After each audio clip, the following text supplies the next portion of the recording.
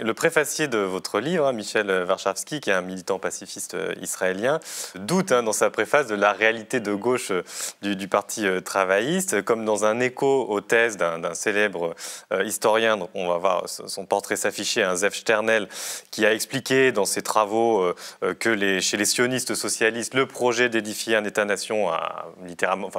pris le dessus, même écrasé le projet socialiste. C'est quelque chose que vous discutez, Denis Charby, dans un article que vous aviez publié dans la revue Cité. Et vous sembliez contester dans cet article, tout en nuances, qu'il y ait forcément une contradiction dans les termes, quoi. En fait, moi, ce que j'ai compris, en gros, en vous lisant, c'est que, après tout, un nationalisme de gauche pouvait exister et que le sionisme de gauche a représenté ça, quoi, que tout n'était pas écrit. Moi, là, je vais répondre de manière tout à fait personnelle. Je suis sioniste jusqu'au bout des ongles et je suis contre l'occupation jusqu'au bout des ongles. Et personne ne parviendra à me prouver que je ne peux pas être l'un et l'autre. Alors, il faut savoir de quoi on discute. C'est-à-dire que bien sûr qu'entre projet socialiste et projet national, il y a des contradictions. Mais je vais vous dire, tant mieux. Moi, j'aime pas les projets qui sont trop cohérents idéologiquement. Les projets purs, en général, ils vont pas très loin. Bien sûr qu'il y a des contradictions. Elles sont fécondes, elles sont fertiles. Et c'est vrai que dans l'histoire d'Israël, il faudra attendre effectivement peut-être 50 ans, en quelque sorte, concernant la question palestinienne, pour que la gauche fasse en quelque sorte le procès, ou en tout cas l'analyse sévère de ce qui s'est passé depuis un demi-siècle, et dise, on ne pouvait pas ne pas bâtir Israël compte tenu du refus des Palestiniens d'accepter le plan de partage, sur lequel d'ailleurs Thomas Vescovi, vous l'escamotez, vous n'en parlez, il n'y a pas une ligne là-dessus, et c'est pourtant capital, parce que si le 29 novembre 47 la partie arabe était d'accord, on n'en serait pas là. Mais après, bien entendu, que c'est Israël qui porte la responsabilité.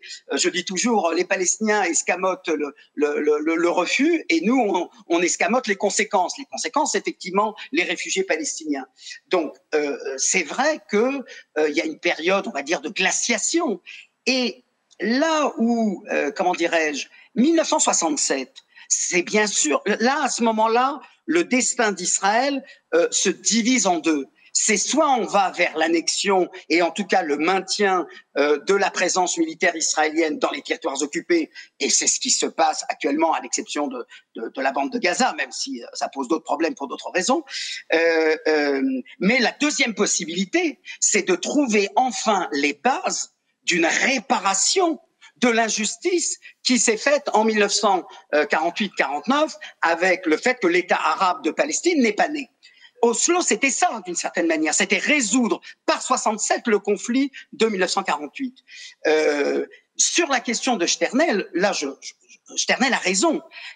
La seule nuance que j'ai, c'est que entre le projet national et le projet social, c'est sûr que le projet national est plus important, mais encore une fois, le projet national, c'est pas tellement bâtir seulement une nation. Et je reviens à ce que je disais d'entrée de jeu, c'est bâtir un État. Et ça, on peut pas regarder ça comme si c'était rien. Prenez tous les États qui ont été créés après la Seconde Guerre mondiale, je ne suis pas sûr que, en dépit de toutes les fautes et tous les dérives non démocratiques de l'État d'Israël à cause de l'occupation, mais en termes de démocratie israélienne faite avec des gens qui ne l'étaient pas, ni quand ils viennent du Maghreb, ni quand ils viennent d'Europe, ni même les Arabes de Palestine. Aucun n'a été formé à Oxford et à Paris. Ils n'ont pas appris la Troisième République, ni la Révolution française.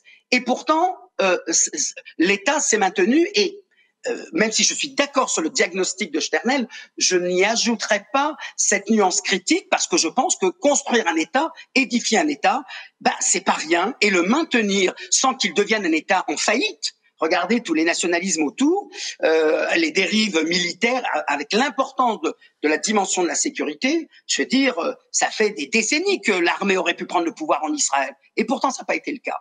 Alors c'est pétri de contradictions, et le bilan est très problématique. Mais c'est ça, la vie politique, malheureusement. Thomas, je vous laisse réagir peut-être à cette question. En fait, l'idée centrale dans le livre que j'essaie d'expliquer, c'est qu'on peut avoir un débat pendant des temps indéfinis sur peut-on être sioniste et de gauche. Ce que j'essaie de montrer, c'est qu'il y a eu des gens qui ont cru à ce projet sioniste de gauche, qui y croient encore aujourd'hui, et c'est ça qui m'a intéressé. C'est comment est-ce qu'ils ont essayé d'articuler ces deux choses-là et de faire de la politique. Sauf que dans les années avant même la création d'Israël, années 1920-1930, on se rend compte qu'il y a dans la terre de Palestine, au sein des gauches juives, de profonds débats sur le fait que est-ce qu'on peut vraiment être de gauche quand les alliances politiques qu'on crée sont uniquement basées sur des alliances identitaires et communautaires et qu'on refuse entre guillemets des alliances qui dépassent ce clivage-là. Il ne faut pas oublier qu'il y a eu un mouvement binationaliste parmi ce mouvement-là juif en Palestine, donc avant la création d'Israël, qui a été assez fort, assez puissant, qui essayait en tout cas d'expliquer qu'on peut créer un État entre guillemets en commun, ou en tout cas en prenant les aspirations de chacun. Mais ce qu'ils ne comprenaient pas, c'est qu'on a beau être le plus fidèle attaché à la gauche, quand on arrive en Palestine avec un projet de créer un État sur une terre où concrètement il y a un peuple qui vit là, votre projet il est intrinsèquement colonial. Vous pouvez en faire ce que vous voulez, à un moment ou l'autre ça finit par ça.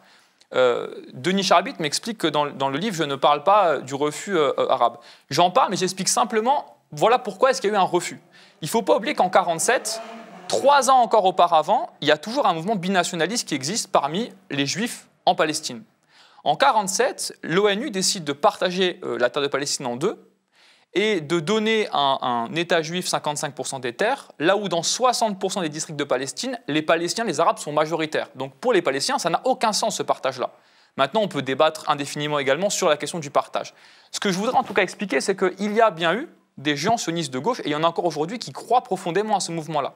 Ce que moi j'essaie d'expliquer, c'est qu'à mon avis, on a bien vu qu'à chaque moment de tension politique, 67, 48, et même avant 1920-1930, quand il y avait des révoltes arabes, des choses qui ont été très sanglantes, très meurtrières, on voit qu'à chaque fois, la dynamique commune de cette gauche sioniste-là, ce n'est pas les valeurs de gauche, de justice sociale, d'alliance de classe sociale, c'est à chaque fois une alliance nationaliste, avec la droite si possible quand il le faut, et surtout, ça fait une dérive progressive qui fait que Ziv Sternel explique très bien, la gauche sioniste, c'est d'abord un nationalisme qui est enrobé de socialisme ou de valeurs socialisantes. Et ça, à mon avis, c'est encore aujourd'hui assez prégnant en Israël.